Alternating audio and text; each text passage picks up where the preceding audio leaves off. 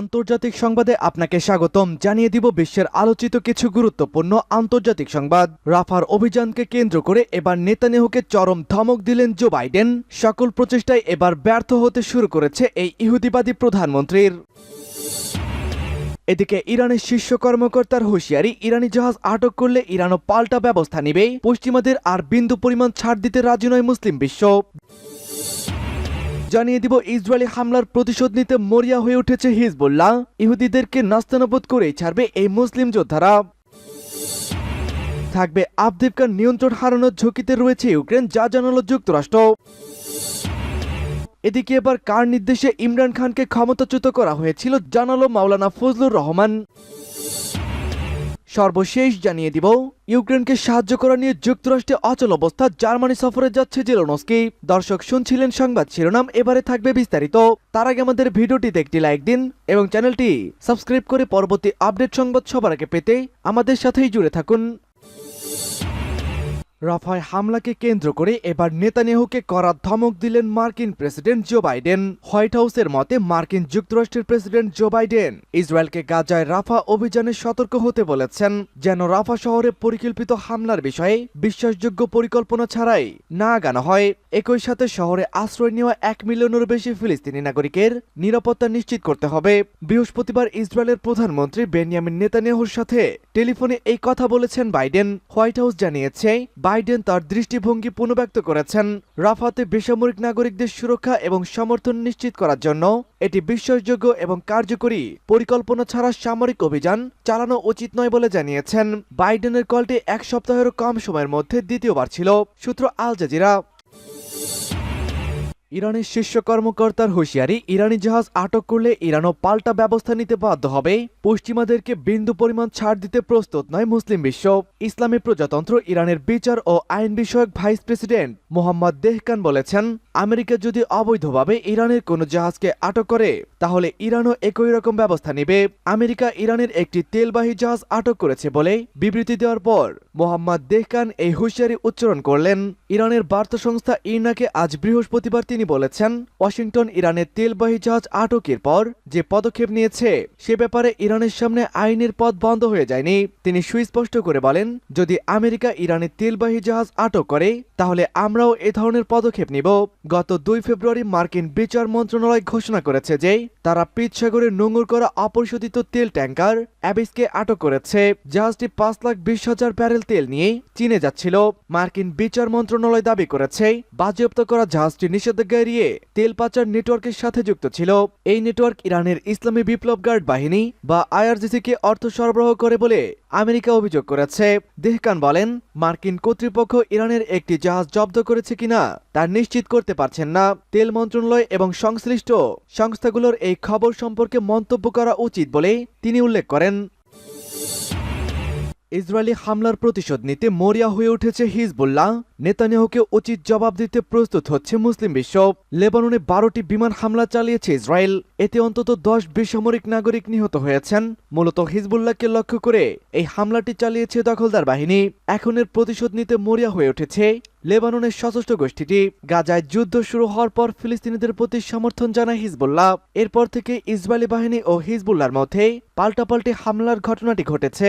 সম্প্রতি লিনাতি নদীর দক্ষিণাঞ্চলে হিজবুল্লাহর অবকাঠামোতে হামলা জোরদার করেছে ইসরায়েল। সেখান থেকে হিজবুল্লাহ বাহিনীকে সরিয়ে দিতে চায় ইসরায়েল, কিন্তু তা অস্বীকার করে ইসরায়েলি অবস্থানে অব্যাহত হামলার কথা জানিয়ে আসছে সশস্ত্র সংগঠনটি।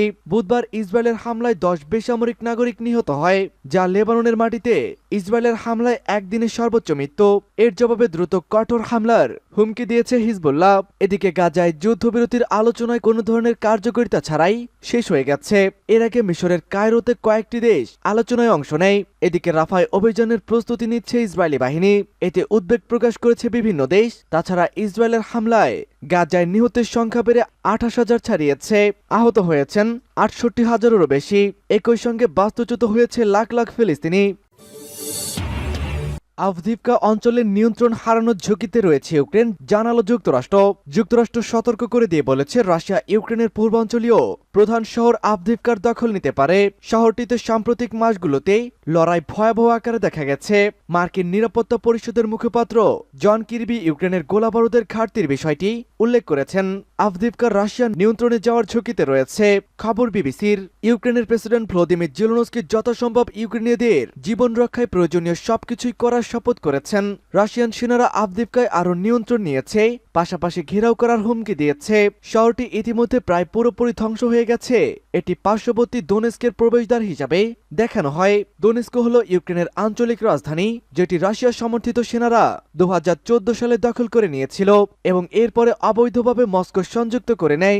রাশিয়ার প্রেসিডেন্ট ভ্লাদিমির পুতিন 2022 সালের 24 ফেব্রুয়ারি ইউক্রেনে পূর্ণ আগ্রাসন চালায়। বৃহস্পতিবার ওয়াশিংটনের এক ব্রিফিংয়ে জন কির্বি বলেন, বড় আকারে আভদিভকার পতন হতে পারে, কারণ যুদ্ধক্ষেত্রে ইউক্রেনের বাহিনীর গোলাবারুদ শেষ হয়ে যাচ্ছে।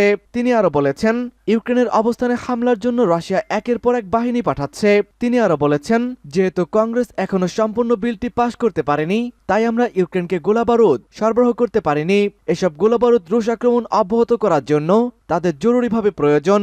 কির্বি আরো বলেছেন, রুশ বাহিনী আভদিভকায় ইউক্রেনের পরীক্ষাগুলোতে পৌঁছে যাচ্ছে। তারা ইউক্রেনের প্রতিরক্ষা ব্যবস্থা গ্রাস করতে শুরু করেছে। চলতি সপ্তাহের শুরুতে মার্কিন সিনেট $95 বিলিয়ন একটি সহায়তা প্যাকেজের বিলে অনুমোদন দেয়।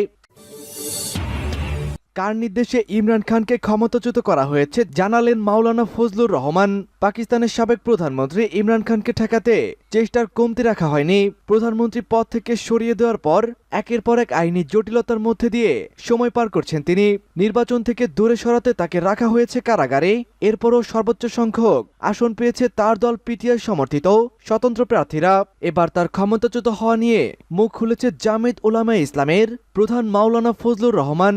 শুক্রবার জিও নিউজের এক প্রতিবেদনে বলা হয়েছে, সাবেক প্রধানমন্ত্রী ইমরান খানকে সাবেক সেনাপ্রধান কামাল জাভেদ বাজওয়ার নির্দেশে ক্ষমতাচ্যুত করা হয়েছে বলে দাবি করেছে মাওলানা ফজলুর রহমান। টেলিভিশনে দেওয়া এক সাক্ষাৎকারে তিনি বলেন, ইমরান খানকে 2022 সালে ক্ষমতাচ্যুত করার তৎপরতা শুরু হয়েছিল পাকিস্তান ডেমোক্রেটিক মুভমেন্ট নামের একটি জোটের মাধ্যমে। নওয়াজ শরীফের দল পিএমএলএন, বিলওয়াল ভুট্টোর দল পিপি সহ বেশ কয়েকটি দল মিলে জোটটি গঠিত হয়। এ জোটের প্রধান ছিলেন মাওলানা ফজলুর রহমান।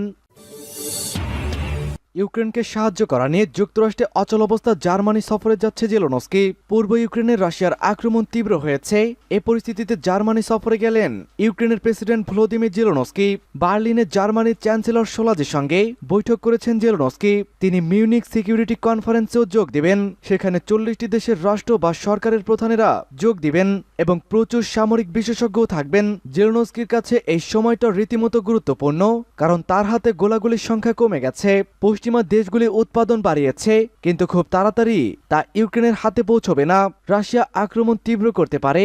ইউক্রেন সেনাদেরকে এখন হিসাব করে গোলাগুলি খরচ করতে হবে। এ বিষয়টি নিয়ে মিউনিকে আলোচনা করা হবে। সেখানে মার্কিন ভাইস প্রেসিডেন্ট কমলা হ্যারিসও যোগ দিবেন।